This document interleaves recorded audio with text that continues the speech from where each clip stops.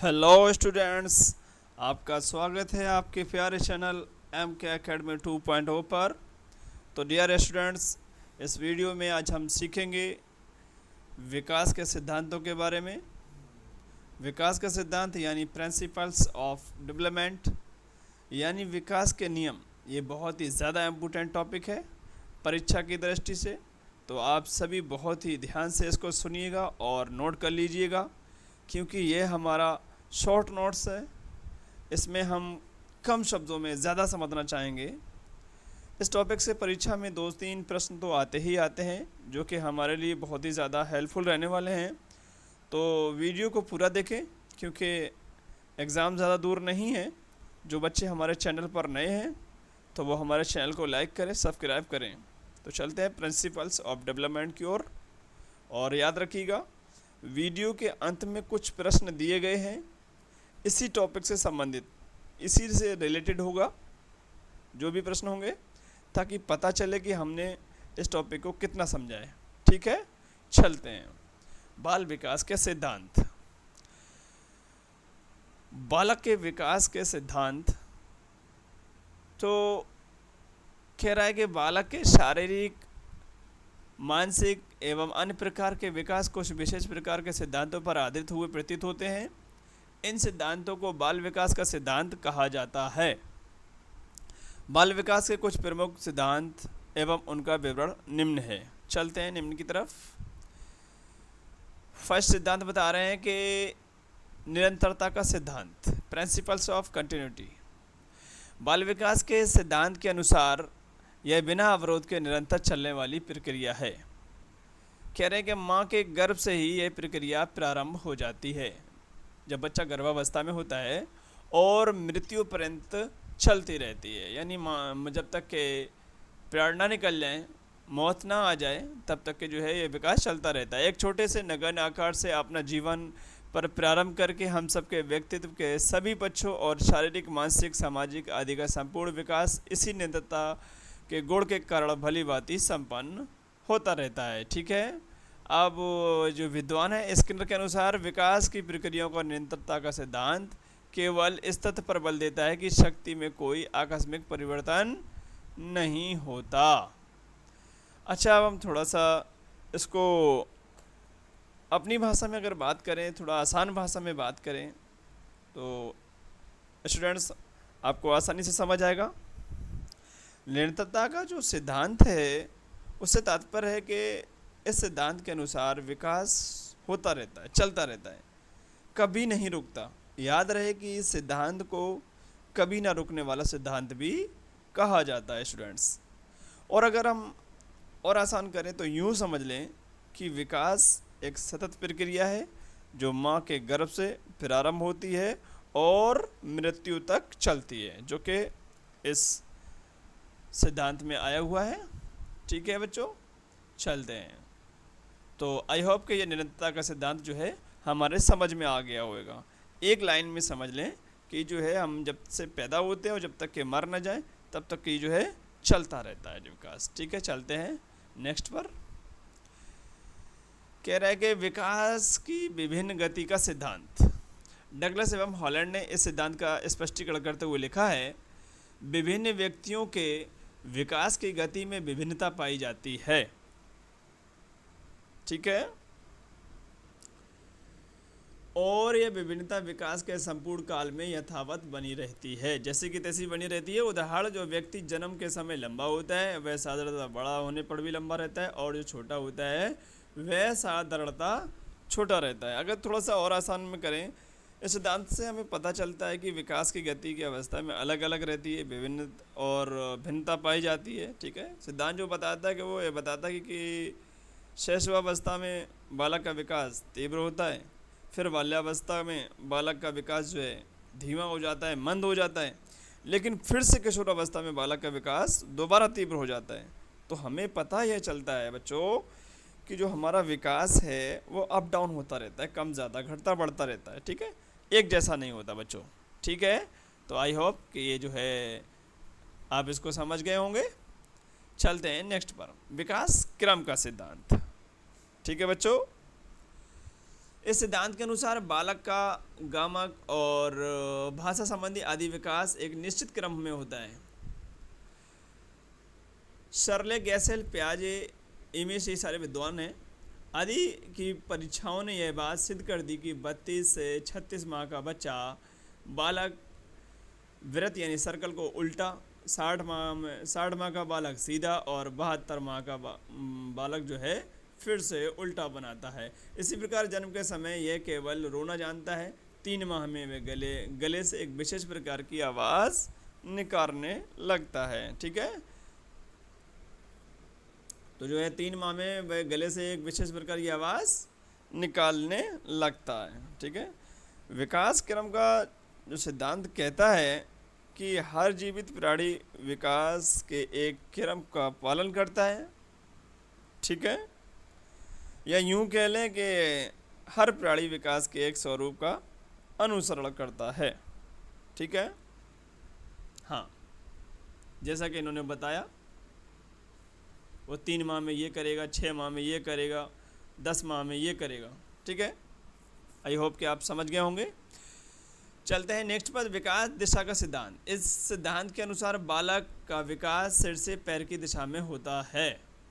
ठीक है, किस तरफ होता है? इस सिद्धांत के अनुसार बालक का विकास सिर से पैर की ओर होता है। बच्चों याद रहे, कभी भी अगर इससे रिलेटेड अगर प्रश्न आएगा तो किस तरफ होता है कि विकास सिर से पैर की तरफ होता है। अपने जीवन के प्रथम सप्ताह में बालक अपने केवल सिर को सरे को उठा पाता है पहले का 3 माह, यहाँ पे थोड़ा सा अंडरस्टैंडिंग हुई है टाइपिंग में। 3 माह में वह अपने नेत्रों की गति पर नियंत्रण करना सीख जाता है और 6 माह में वह अपने हाथों की गतियों पर अधिकार कर लेता है और 9 महीने में वह अपने को सहारा लेकर बैठने लगता है। ठीक है बच्चों, और 12 माह, जब 12 महीने होते हैं तो बैठने और घिसट कर चलने भी लगता है बच्चों। ठीक है, हाँ, तो वह बच्चा जो है घिसट कर चलने भी लगता है बच्चों। तो आई होप कि आप समझ गए होंगे। चलते हैं नेक्स्ट पर, एकीकरण सिद्धांत, प्रिंसिपल्स ऑफ इंटीग्रेशन। ठीक है, तो स्टूडेंट्स इसमें कह रहा है कि इस सिद्धांत के अनुसार बालक पहले संपूर्ण अंकों यानी पूरे अंकों और फिर अंक के भागों को चलाना सीखता है। उसके बाद में उन भागों में एकीकरण करना सीखता है। अगर एग्जाम्पल की बात करें, पहले वह पूरे हाथ को, ठीक है, फिर उंगलियों को और फिर हाथ पाँव की उंगलियों के मतलब फिर हाथ और एवं उंगलियों को एक साथ चलाना सीखता है। ठीक है, चलते हैं आगे। इस प्रकार जैसा कि कुप्पू स्वामी ने लिखा, विकास में पूर्ण से अंगों की ओर गति निहित रहती है। पहले जो है पूरा आएगा, ठीक है, फिर उसके बाद उसके जो पार्ट्स होंगे उनकी बात होगी। ठीक है, विकास में पूरा अंग आएगा और फिर जो है अंग आएंगे। विभिन्न अंगों का एकीकरण ही गतियों की सरलता को संभव बनाता है। अच्छा, आप थोड़ा इसको समझने में दिक्कत आई होगी, थोड़ा बात करते हैं एकीकरण के ऊपर। एकीकरण का सिद्धांत विकास की प्रक्रिया से जुड़ा हुआ एक सिद्धांत है स्टूडेंट्स। यह सिद्धांत इस बात पर आधारित है कि बच्चा अपने शरीर के पूरे अंगों चलाना सीखता है। यूँ समझ लें, बच्चा जो है अपने शरीर के पूरे अंगों चलाना सीखता है, फिर उसके अलग अलग हिस्सों को और फिर उन सभी हिस्सों को एक साथ चलाता है। ठीक है, इस तरह सामान्य से विशिष्ट की ओर बढ़ता है और अलग अलग प्रतिक्रियाओं और चेष्टाओं को एक साथ इस्तेमाल करना सीख जाता है। आशा है कि आप आसानी से समझ गए होंगे। चलते हैं अगले सिद्धांत पर, परस्पर संबंध सिद्धांत। इस सिद्धांत के अनुसार बालक के शारीरिक, मानसिक, संवेगात्मक आदि पहलुओं के विकास में परस्पर संबंध होता है। उदाहरण के तौर पे, जब बालक के शारीरिक विकास के साथ उनकी रुचियां, ध्यान के केंद्रीकरण और व्यवहार में परिवर्तन होते हैं, तब साथ साथ उसमें गामक और भाषा संबंधी विकास भी होता है।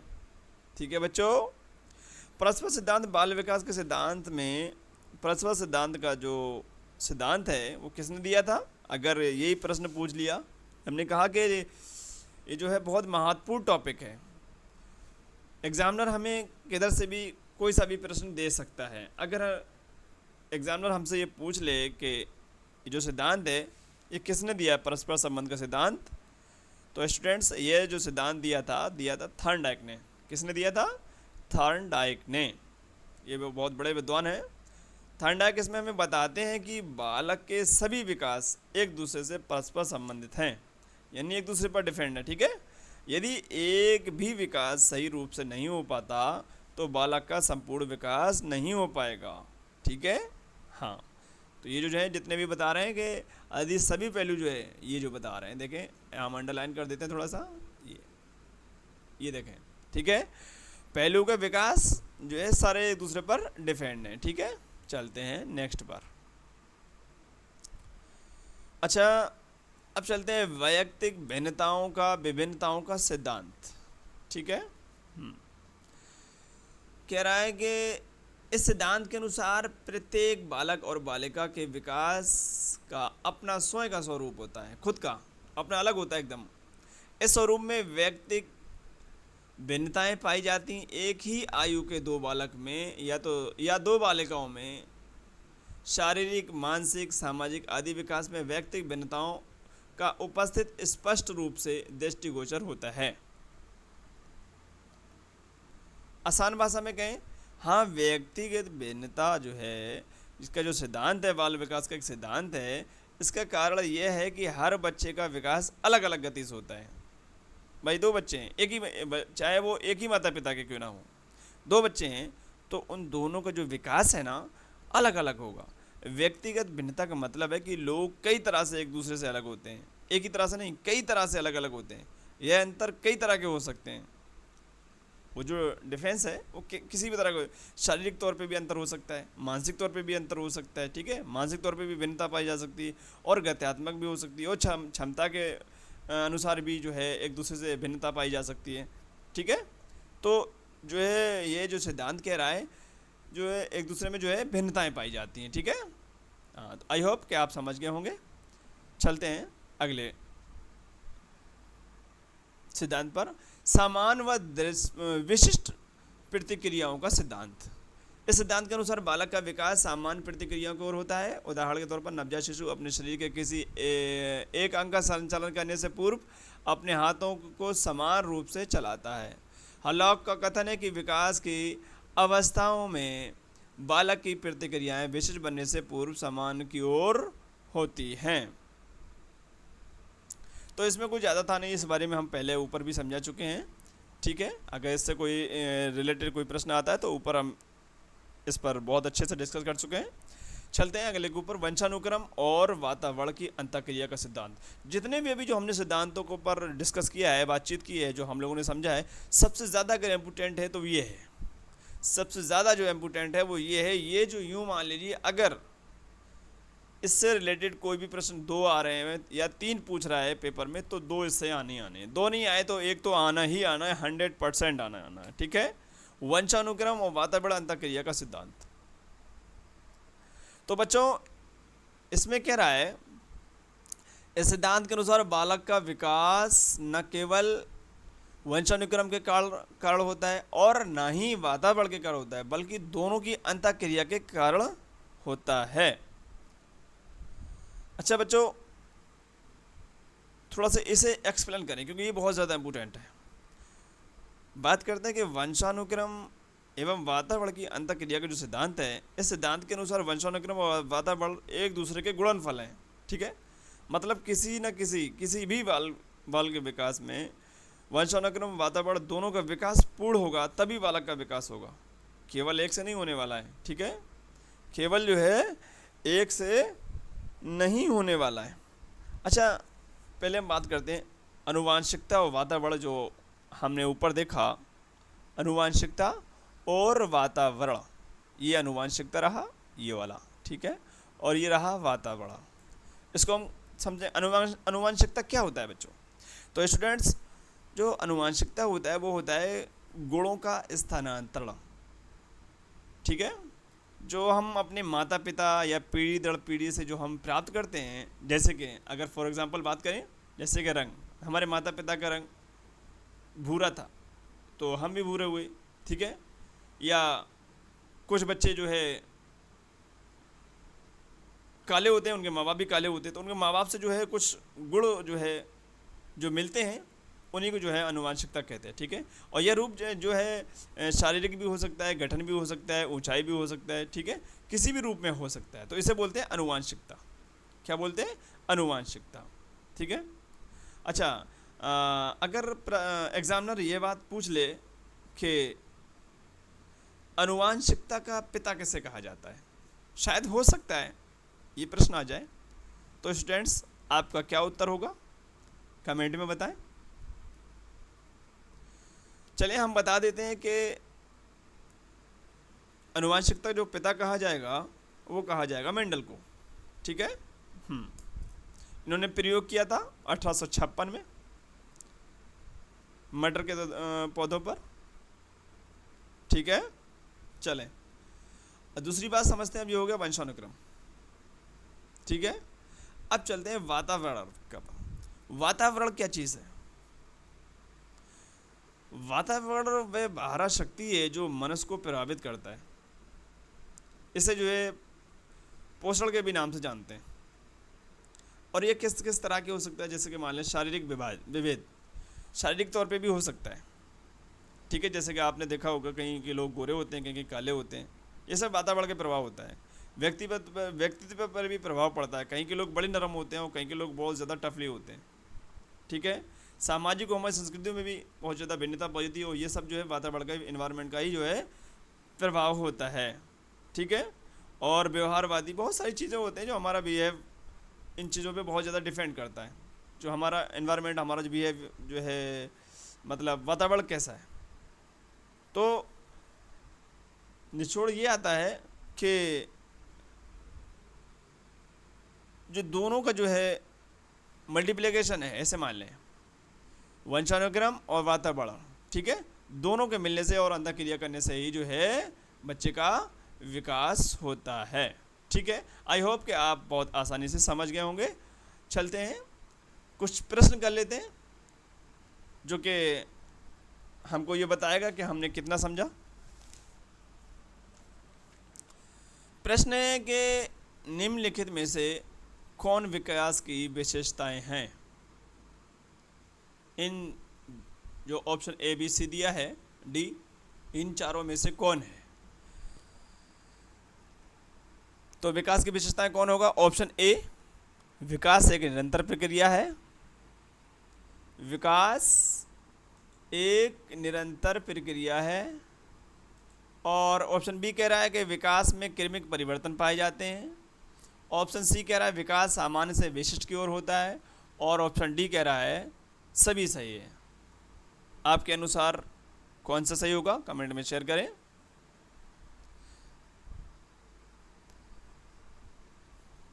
जल्दी चुने बच्चों। तो अगर हम बात करें कि ऑप्शन ए, विकास एक निरंतर प्रक्रिया है, तो फाइनली फ्रेंड्स जो है हमने सबसे पहले ये बात की कि जो है विकास जन्म से, जो गर्भ से चलने वाली प्रक्रिया है, और वो जब तक मृत्यु ना हो जाए तब तक चलती रहती है, ठीक है। जीवन पर्यंत चलने वाली प्रक्रिया है, ठीक है। अच्छा, और ये तो सही हो गया, ये वाला सही हो गया, ठीक है।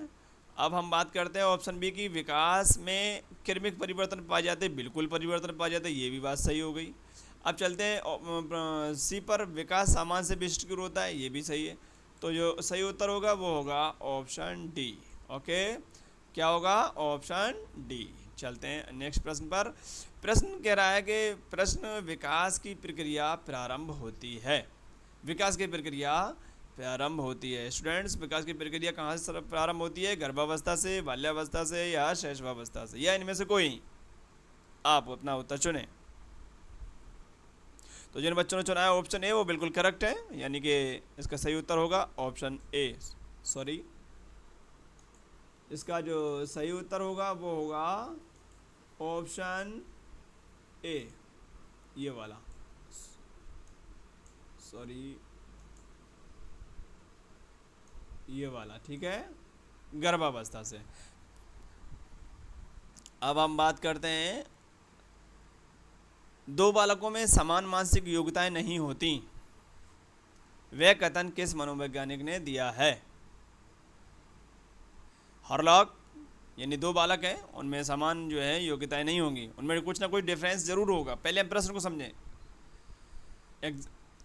प्रश्न कह रहा है कि दो बालकों में समान मानसिक योग्यताएं नहीं हो सकती, कुछ ना कुछ ऊपर नीचे अप डाउन ज़रूर होगा। कोई तो मतलब प्रतिभाशाली भी हो सकता है, कोई मंदबुद्धि भी हो सकता है, ठीक है। अगर दोनों भी प्रतिभाशाली, फिर भी कुछ ना उसमें जो है कुछ ना कुछ जो है डिफरेंस देखने को मिलेगा, ये ज़रूरी है।